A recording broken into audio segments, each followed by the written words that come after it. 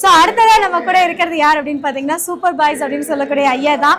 இவரை பற்றி சேலமில் இருக்கிற மக்களுக்கு நிறைய பேருக்கு தெரியாமல் இருக்காதுன்னே சொல்லலாம். அப்படிப்பட்ட ஒருவர் தான். ஐயா வணக்கம். வணக்கம். நம்மளுடைய ஈசன் இவர்களுடைய இந்த புத்தக திருவிழாவுக்கு வந்திருக்கீங்க.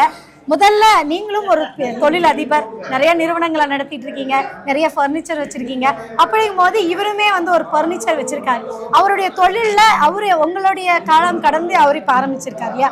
இவர் பொன்விழா கண்டவர். அவரோட தொழிலை பத்தி நீங்க என்ன நினைக்கிறீங்க? அவரோட தொழில் வளர்ச்சி பத்தி சொன்னாக்கா, ஃபர்னிச்சர் தொழிலில் ஈசன் துரைசாமிக்கு நான் குரு.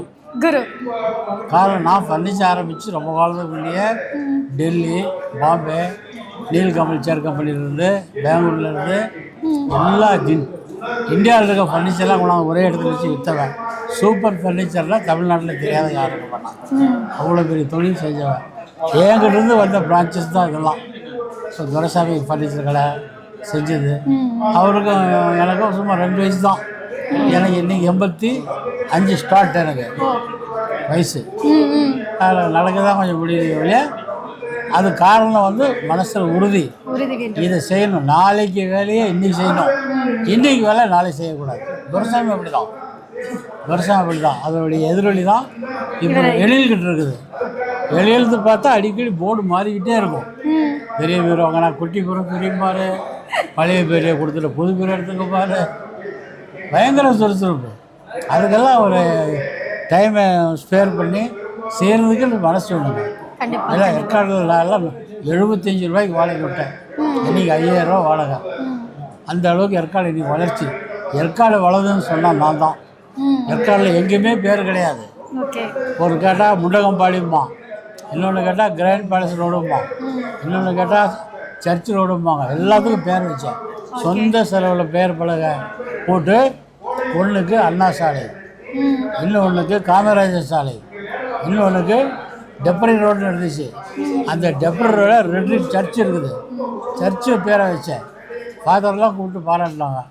டெப்பரி ரோடுன்னு எல்லாம் அந்த காலத்து பேர், இங்கிலீஷ்கார பேர் எடுத்து வச்சுங்க நீங்கள். அது இன்றைக்கி வழங்குது. இன்றைக்கி யாரை எதிர்பார்க்காம செய்கிறது தான். அதே மாதிரி துரைசாமி அப்படி தான். யார் பாராட்டுறாங்களா இல்லையா, தன்னோட கடமை நம்ம செஞ்சுக்கிட்டே இருப்பார். பொழுதுன்னு எழுதுவார். அவருடைய எதிரொலி தான் இப்போ எழில் பண்ணது. அந்த எழுத்து அறிவு இருக்கிறது, அவருடைய பிளட்டு தான் இவருக்கு ஓயாமல் எழுதுறது. இவ்வளோ நாட்களாக ஒரு சமூக ஆர்வலர், தொழிலதிபராக பார்த்தீங்க, இப்போ ஒரு எழுத்தாளராக பார்க்குறீங்க. எழுத்தாளராக இருக்குது. கிரீன் சிட்டி கிளப்பு, மரம் வைக்கிறது, இந்த மாதிரி காரியங்கள்லாம் நிறைய செய்கிறார். அதெல்லாம் பாராட்ட வேண்டியது. அதுக்குன்னு ஒரு மனசு வேணுங்க. அதுக்குன்னு காசு தான் முக்கியம். காசு எல்லா வேலையும் செய்யாது. புகழ் தான் வேணும். முதல்ல சம்பாதிக்கிறதுக்கு கஷ்டப்படலாம். சம்பாதிச்சா புகழ் சம்பாதிக்கணும். புகழ் சம்பாதிச்சா பொது சேவைக்கு வரணும். சுயநிலையின் அடிப்படையில் பொது நலம் கண்டிப்பாக செய்யணும். அதை எழில் பண்ணாரு. ரொம்ப அதனால தான் முன்கூட்டியே வந்துட்டேன். இவரை நம்ம ராஜேந்திரகார சுற்றுலாத்துறை அமைச்சர் நிறைய பழக்கங்களுக்கு அங்கேயே. அதனால் இன்னைக்கு கூட ஒரு மனு கொடுத்தேன். சுற்றுலாத்துறையில் தாவரவியல் பூங்கா முன்னாடி இருக்குது. அது 40 ஏக்கரம். அந்த 40 ஏக்கரம் இடம் சும்மா கிடக்குது.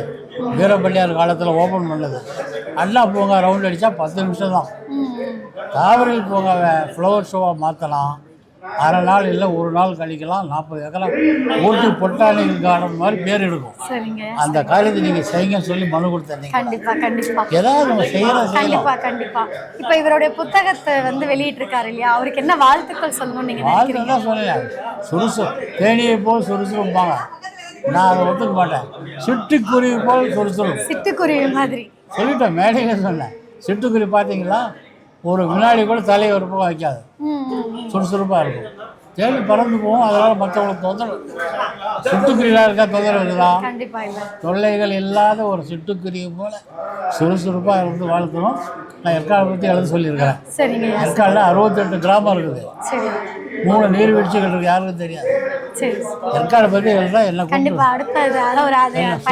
என்ன கன்சல்ட் பண்ணுங்கள். ஏற்காடில் நான் 40 வருஷமாக இருக்கேன். வீடு இங்கே தான், வித்யாநகர் தான். அதனால் செஞ்சுருக்கேன். அதனால் அவர் இன்னும் வளரணும். அதனால் எனக்கு வாழ்த்துக்கள். நன்றிங்க சார். வணக்கம்.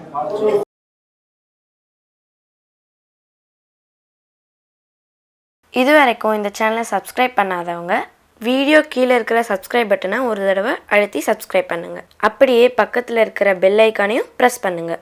அப்போ தான் எங்களுடைய அடுத்தடுத்த வீடியோக்களோட நோட்டிஃபிகேஷன் உங்களுக்கு கிடைக்கும்.